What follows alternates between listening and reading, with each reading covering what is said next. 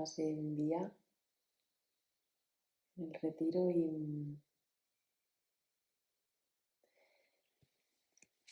bueno, vamos a traer esta otra parte del camino que es esta parte que tiene que ver con las prácticas de apertura del corazón.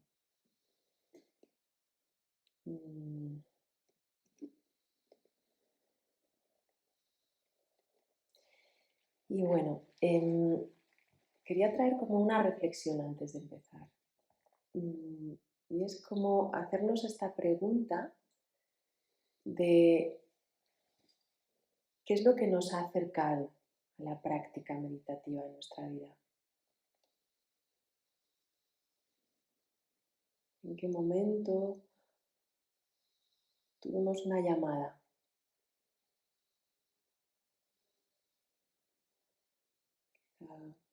¿Ha sido hacia esta tradición o hacia otras tradiciones?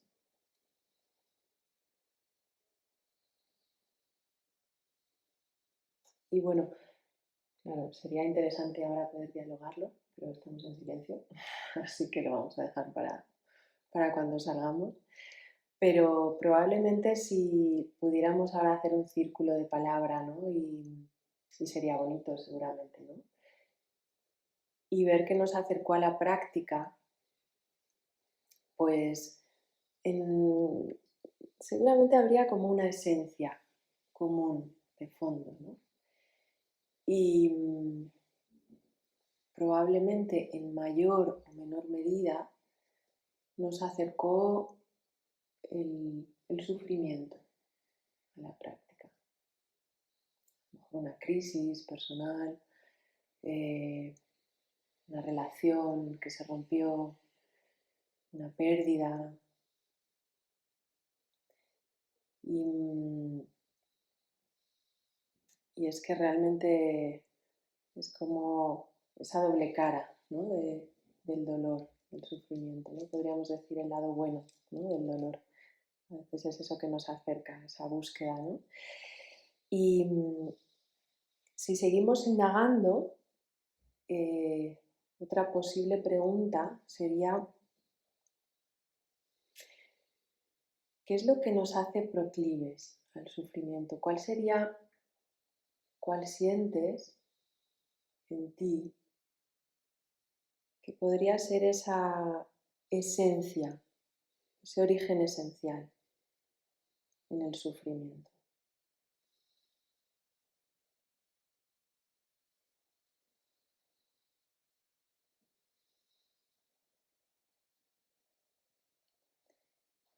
Estas son las grandes preguntas que se hizo Buda. Y bueno, como sabéis, en esta tradición no hay dogmas, es todo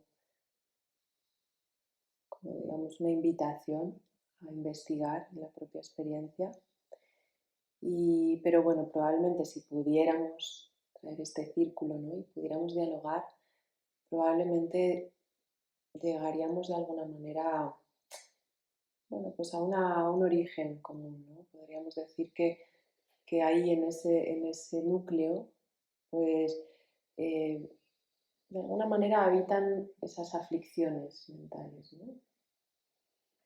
Que ya hemos hablado, me habló un poquito ayer también de ellas, ¿no? Podríamos decir que son esos estados mentales que nublan la mente, ¿no? Que de alguna manera nos llevan a cometer de manera automática, digamos, acciones negativas, es decir, a hacernos daño a nosotras mismas o a otros seres, ¿no? Podríamos decir que, bueno, pues ahí estaría ese origen, ¿no? Esas aflicciones mentales que, bueno, pues hay una larga lista, ¿no? Pero podrían ser, pues, el odio, la ansiedad, los celos, las adicciones, la agresividad, ¿no? A un nivel más individual, podrían ser esas y muchas más. A un nivel global, ¿no? Como así, como comunidad humana, pues quizá podríamos hablar de aflicciones mentales, por ejemplo, como pues el racismo, la violencia, la injusticia, la explotación, ¿no? Y en las tradiciones a las aflicciones, o sea, en la tradición, bueno, en sánscrito podríamos decir, se conoce este concepto de aflicciones mentales con la palabra klesha. Klesha podríamos traducirlo, hoy le he preguntado a Nuño, que es así el experto más en estas cosas, y hemos estado viendo un poco, pero bueno, podría ser algo así como estar torcido. Klesha es como estar torcido, es como, sería como esa visión torcida, ¿no? Como, voy a poneros un ejemplo que creo que es como bastante claro, ¿no? Imagínate que vas caminando por la calle y vas con tus bolsas de la compra y de repente alguien se choca contra ti fuertemente, ¿no? Y entonces se te caen las bolsas, tú te caes al suelo, los huevos rotos por ahí, los tomates por allá, ¿no? Y según pasa eso, vamos, es que el impulso que te viene es gritarle de alguna manera a la persona que tienes enfrente y decirle, pero tú, ¿qué te pasa? ¿Estás ciego o qué te pasa? ¿No? Y de repente, cuando le vas a gritar eso a la persona, te das cuenta de que esa persona es ciega de verdad. Y ahí rápidamente, ¿verdad? Cambia el chip, ¿no? De repente eso que ibas a decir, eso que sentías, pues, claro, de repente lo que te sale a decir es, ¿estás bien? ¿Quieres que te ayude? Espera, espera, que te voy a ayudar, ¿no? Y claro, ahí la situación en realidad es la misma. La diferencia es que de repente esa visión torcida, o podríamos decir, es como si tuviese una visión reducida de la realidad cuando estaba desde el enfado, ¿no? De repente, al conocer cuál es la situación real, es como si mi mente se abre y esa aflicción mental de repente desaparece, ¿no? Se desvanece. Claro, con una persona ciega es muy claro, ¿no? Porque claramente lo ves, pero podría ocurrir con cualquier otra persona que no es ciega, pero tiene una propia historia. ¿Qué sabemos, ¿no? De dónde viene esta persona? Igual está esperándole su jefe y le acaba de echar una bronca porque no ha comprado algo y está volviendo rápidamente también con sus bolsas, ¿no? O quizá es una madre o un padre que está llegando tarde a recoger a su hijo, ¿no? Y va con la prisa, ¿no? No sabemos, ¿no? Es como, claro, de alguna manera este concepto nos trae esta como es con nitidez, ¿no? Cómo realmente el origen de esas aflicciones mentales en realidad es la falta de conocimiento. Y bueno, en las diferentes tradiciones hay como también diferentes clasificaciones de kleshas, ¿no? En el budismo Mahayana hay unas, en el Theravada hay otras. Entonces, bueno, en el budismo les encanta hacer listas, ¿eh? ¿Verdad, niño? Das fe de ello. Les encantan las listas. Pero bueno, si tuviéramos que hacer como reducir todas esas posibilidades en una sola palabra, probablemente sería el engaño, ¿no? Es como que vivimos gran parte de nuestra vida desde una visión sesgada, ¿no? Que nos hace vivir en ese engaño, ¿no? Es como, ¿no? Me venía esa frase, ¿no? También de Jesús en la cruz, al final de todo, ¿no? Que decía esto del Señor, perdónales porque no saben lo que hacen, ¿no? Y bueno, en estos días realmente estamos cultivando ese antídoto hacia el engaño, ¿no? El antídoto hacia el engaño sería el conocimiento, ¿no? Y es lo que venimos haciendo, pues gracias sobre todo a la práctica, por un lado, del samatha, que nos ayuda a estabilizar la atención para después indagar, ¿no? Hacer esa indagación o cultivar el discernimiento a través de la práctica de vipassana, ¿no? Y el samatha y el vipassana serían como un ala de la práctica. Y después, ahí está, ahí está mi compañero muy bien, y la otra ala, chan chan, ¿cuál será? Pues Equilicua, ¿no? Aquí están las prácticas, ¿no?, de apertura del corazón. Ahí están las dos alas. Esos son los caminos de la iluminación. Y entonces hoy vamos a tocar esa otra ala, esas prácticas, ¿no?, que comienzan, bueno, a abrir. Y bueno,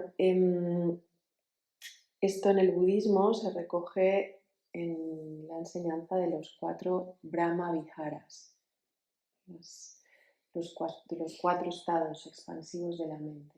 También se conocen o también los 4 inconmensurables. Y la palabra Brahma Vihara está compuesta pues, por 2 palabras. Aquí el experto seguramente nos podría decir más, ¿no? Luego si no nos cuentas. Pero bueno,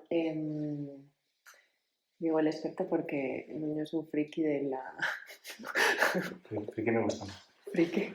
Friki me gusta que expertos. Friki te gusta, ¿no? Son más que expertos. Venga, dejémosle un friki de la etimología de las palabras. Bueno, entonces, Brahma, ¿no? Brahma en sánscrito podríamos traducirlo así muy reducidamente como divinidad, pero también sería, podríamos decir, ese principio omnisciente de la existencia, ¿no?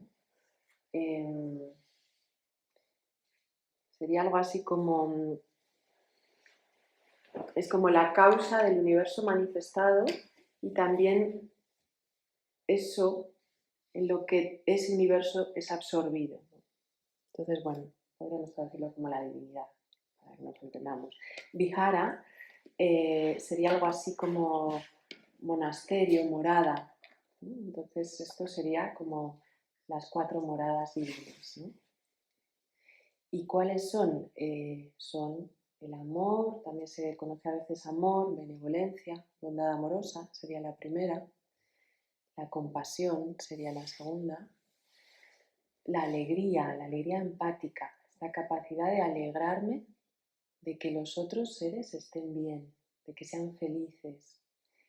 Y por último sería la ecuanimidad o también la paz, podríamos decir, ¿no? El poder estar ecuánimes, ¿no?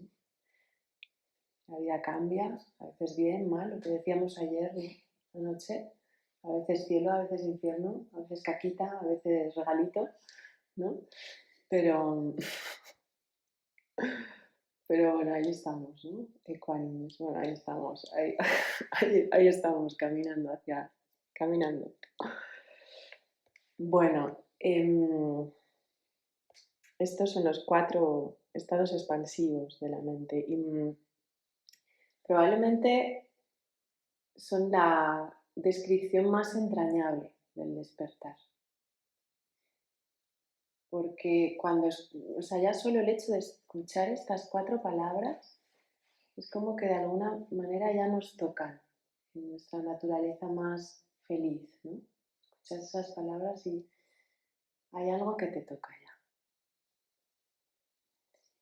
También entrañables porque cuando estás con una persona que de alguna manera encarna esos estados mentales, pues es como que te sientes un poco más elevada, ¿no?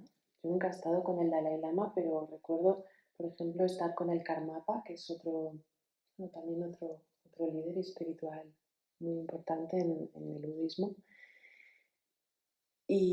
o a lo mejor de otros grandes maestros, ¿no? Y esa sensación, ¿no?, de estar cerca de esas personas y algo pasa, ¿no? Aunque estés en silencio y esa persona esté en silencio, ¿no?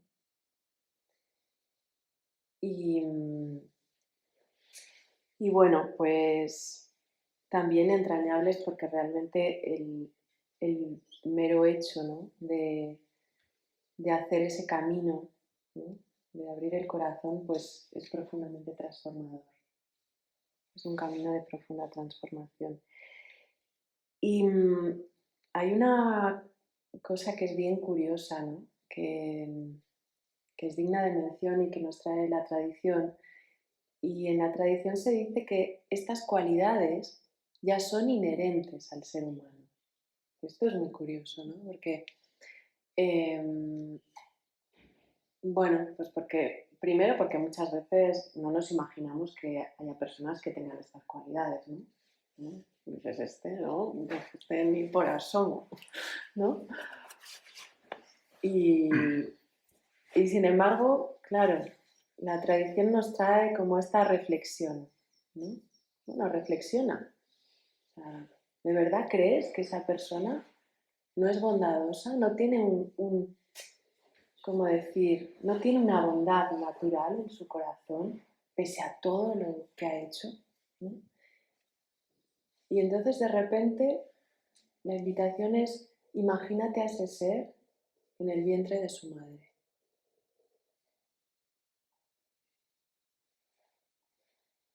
No sé, yo me imagino de pronto algún político de estos, ¿no? En el vientre de su madre. Y de repente digo, pues bueno, venga, venga, venga, aceptamos pulpo. Venga, venga. O imagínalo de bebé, cuando era un bebé, ¿no? Esa sensación, cuando hay un bebé en una sala, y de repente es como naturalmente, es como algo pasa, ¿no? Es como que bajas, ¿no? Es como respiras más bajito, o sea, algo ocurre, ¿no? ¿Verdad? Bueno, pues esos seres también han sido bebés, ¿no? Y bueno, pues, ¿qué quiere decir esto? Pues que en realidad cuando hacemos este camino, ¿no? Nos adentramos en este camino de la apertura del corazón, en realidad no es que tengamos que, como que hacer algo o esforzarnos en cultivar algo que no está dentro de nosotras, porque ya está, en realidad ya está. En realidad el camino es más bien de poder ir quitando poco a poco, ir quemando, ¿no? Esas cosas que me impiden ver lo que ya está. Hay un Buda inmensísimo en Birmania, en el norte de Birmania, inmenso. Y ese Buda durante años fue muy famoso por su altura. No era especialmente bonito porque, bueno, era de yeso y bueno, como hacen ahí, ¿no? Las cosas, que es una mezcla de yeso, adobe y no sé cuántitas cosas más, ¿no? Pero era muy famoso, ha sido muy famoso durante siglos, pues porque era muy grande, ¿no? Y entonces, bueno, pues un día, bueno, el Buda siempre tenía grietas, sus grietas, ¿no? Iban arreglándolo, ¿no? Ahí se ponen siempre en estas zonas, ahí se ponen capas, ¿no? de adobe todos los años, ¿no? Pero bueno, llegó un momento que realmente las grietas se hicieron gordas, ¿eh? O sea, bien gordas. Y entonces a un monje un día se le ocurrió mirar a través de una de las grietas. Entonces descubrió que ahí abajo había algo que brillaba. Descubrió que en realidad esa estatua, ese gran Buda, en realidad por dentro era dorado. Pero en algún momento, hacía siglos, los monjes pues lo cubrieron porque hubo guerras, ¿no? Y fue una manera como de protegerlo. Y entonces, bueno, de repente descubrieron el gran Buda dorado de Birmania, ¿no? Y es un poco lo que nos pasa, seguramente, ¿no? Pues así nos pasa, ¿no? Como que en la vida vamos desarrollando esas capas, ¿no? Que nos protegen en su momento, ¿no? En la infancia, suelen desarrollarse sobre todo, ¿no? Esas capas que, bueno, que van cubriendo esa parte más dorada, más vulnerable, más grandiosa, ¿no? Que van cubriendo el corazón y que nos protegen, pero claro, no nos dejan ver muchas veces esa naturaleza que hay dentro nuestro. Y eso es lo que hacemos con la práctica, ¿no? Con la práctica de los 4 Brahmaviharas, bueno, vamos descubriendo de a poquito ese Buda. Entonces, lo que hacemos con el entrenamiento es, por un lado, contactar con esa naturaleza, con esa bondad natural y poco a poco expandirla. Eso es lo que hacemos en la práctica.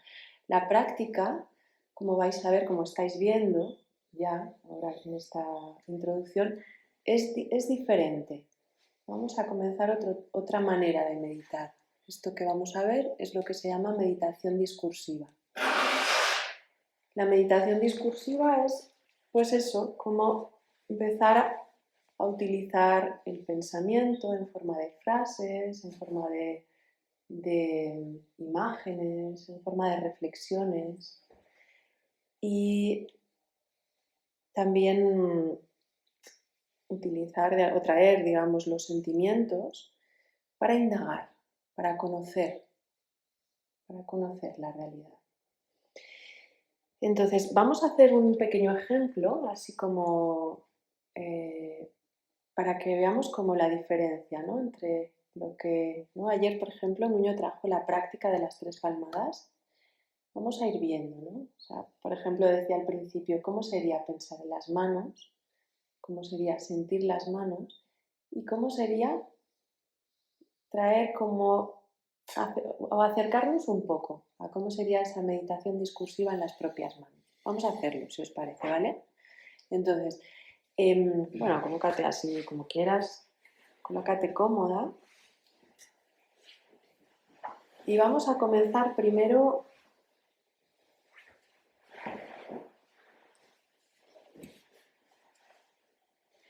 viendo cómo es pensar en las manos. Mira a ver si puedes, por ejemplo, pensar en la forma de tus manos, en la forma de las uñas, de tus uñas, de las uñas de las manos, o en la piel que tienen las manos.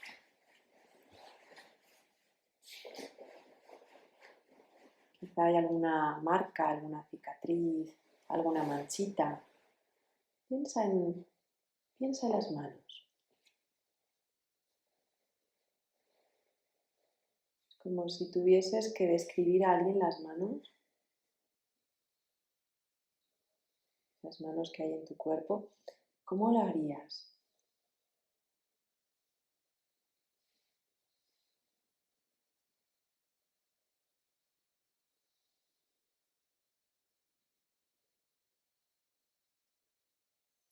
Ahora mira a ver si puedes sentir las manos.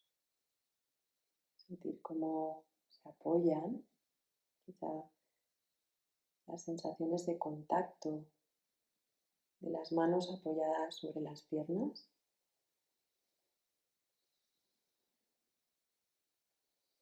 El peso de las manos.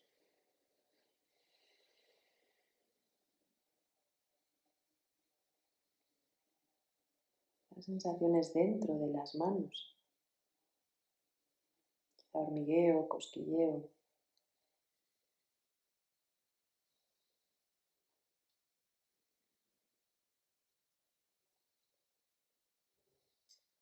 Y ahora vamos a traer también esa cualidad apreciativa hacia las manos.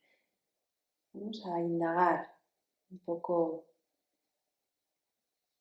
en las manos. Mira a ver si puedes pensar en todas las cosas que hacen las manos cada día por ti.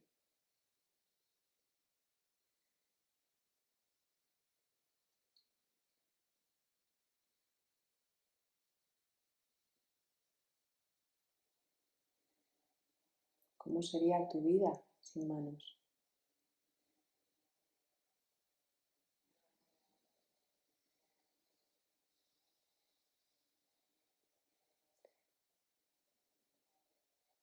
O ya no solo todas las cosas que hacen las manos por ti, sino todas las cosas que hacen estas manos por otras personas, por otros seres.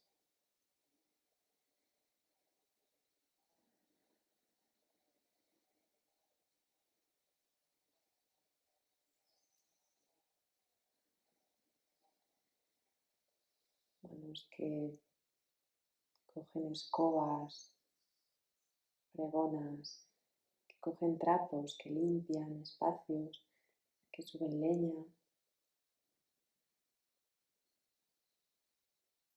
Manos que crean belleza.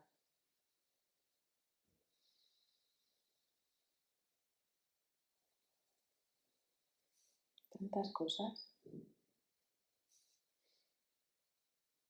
Mira si ahora puedes sentir las manos desde el corazón, con esa cualidad apreciativa, sintiendo amor hacia las manos.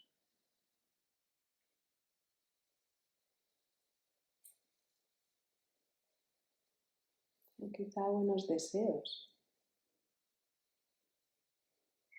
hacia las manos. Que estas manos puedan estar bien para seguir trayendo todo esto a mí misma y a otros seres.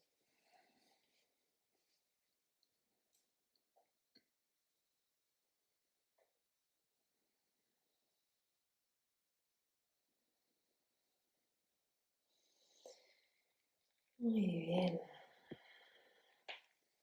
Bueno, y no sé si habéis notado la diferencia, ¿no? No tampoco, ¿no? Esas tres posibilidades, ¿no? Pensar en las manos, sentir las manos y traer desde esa meditación discursiva, ¿no? Que nos lleva a reflexionar, como a explorar la realidad de algo, ¿no? Bueno, pues ya despiertan otras cualidades que suman también a la atención. Entonces, bueno, pues hoy vamos a ver, vamos a explorar esa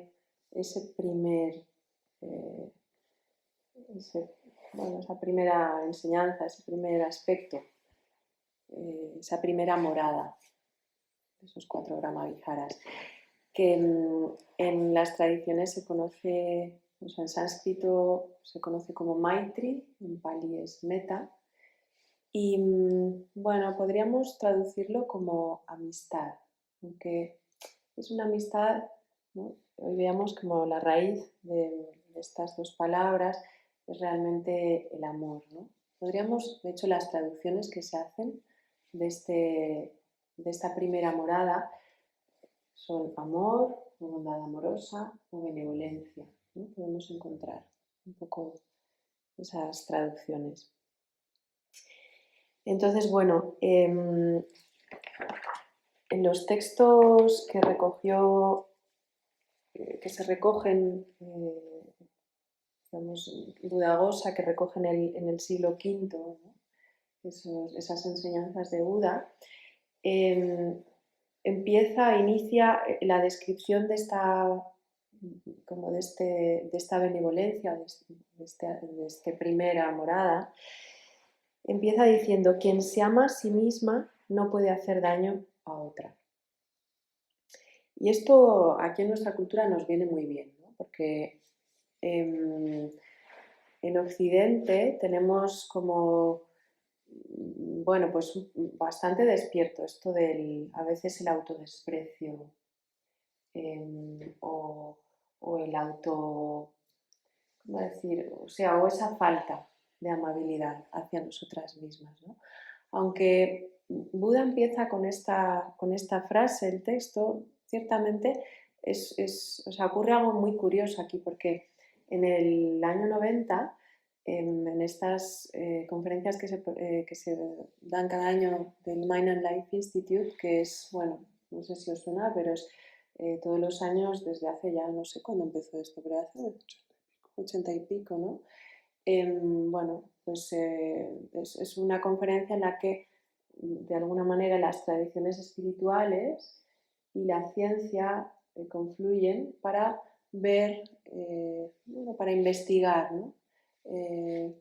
No sé cómo decir, que harían como dialogar, ¿no? De alguna manera, a ver qué puntos no hay en común y cómo, bueno, pues investigar sobre todo en las cuestiones relativas a las aflicciones mentales, ¿no? Bueno, pues en el año 90 una profesora de budismo Theravada que es bastante reconocida es Sharon Salzberg. Ella, claro, le traía al Dalai Lama, que estaba también allí, pues que claro, que ella veía que cuando hacía este tipo de prácticas, pues tenía que poner mucha atención primero en que la práctica